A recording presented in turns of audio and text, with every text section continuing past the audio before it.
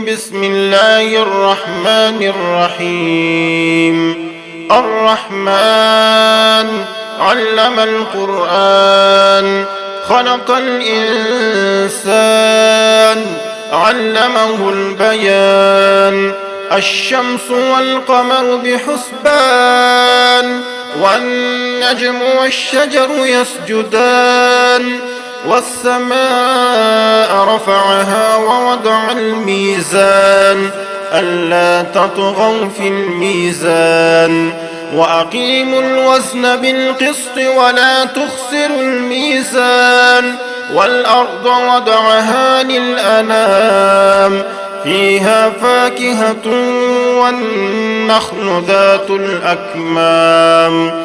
والحب ذو العصف والريحان، فبأي آلاء ربكما تكذبان؟ خلق الإنسان من صلصال كالفخار، وخلق الجان من مارج من نار. فبأي آلاء ربكما تكذبان؟ رب المشرقين ورب المغربين، فبأي آلاء ربكما تكذبان؟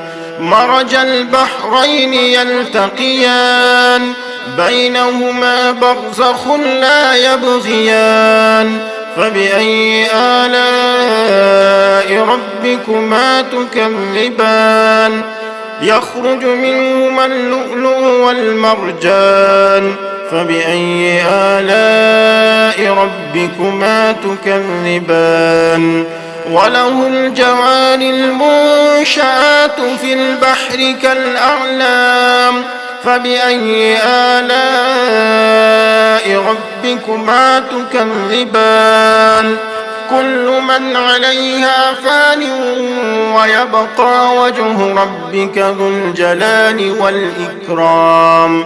فبأي آلاء ربكما تكذبان؟ يسأله من في السماوات والأرض كل يوم هو في شأن. فبأي آلاء ربكما تكذبان؟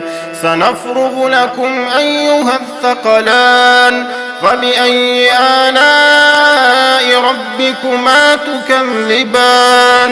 يا معشر الجن والإنس إن استطعتم أن تنفذوا من أقطار السماوات والأرض فانفذوا، لا تنفذون إلا بسلطان. فبأي آلاء ربكما تكذبان؟ يرسل عليكما شواظ من نار ونحاس فلا تنتصران. فبأي آلاء ربكما تكذبان؟ فإذا انشقت السماء فكانت وردة كالدهان. فبأي آلاء ربكما تكذبان؟ فيومئذ لا يسأل عن ذنبه إنس ولا جان. فبأي آلاء ربكما تكذبان؟ يعرف المجرمون بسيماهم فيؤخذ بالنواصي والأقدام. فبأي آلاء ربكما تكذبان؟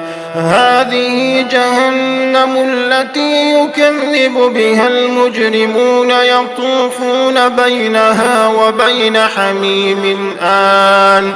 فبأي آلاء ربكما تكذبان؟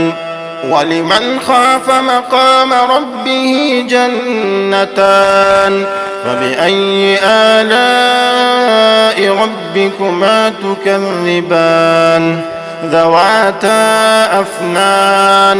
فبأي آلاء ربكما تكذبان؟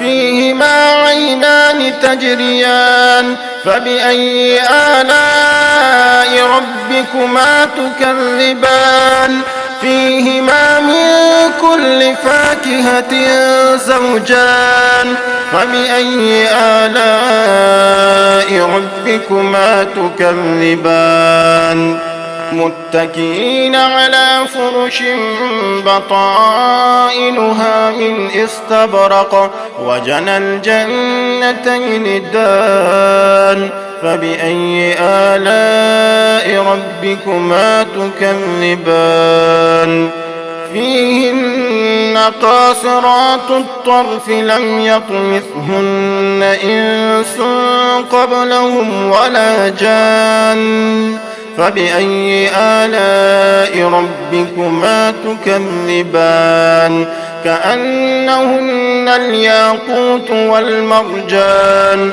فبأي آلاء ربكما تكذبان هل جزاء الإحسان إلا الإحسان فبأي آلاء ربكما تكذبان ومن دونهما جنتان فبأي آلاء ربكما تكذبان مدهامتان فبأي آلاء ربكما تكذبان فيهما عينان نضاختان فبأي آلاء ربكما تكذبان فيهما فاكهة ونخل ورمان فبأي آلاء ربكما تكذبان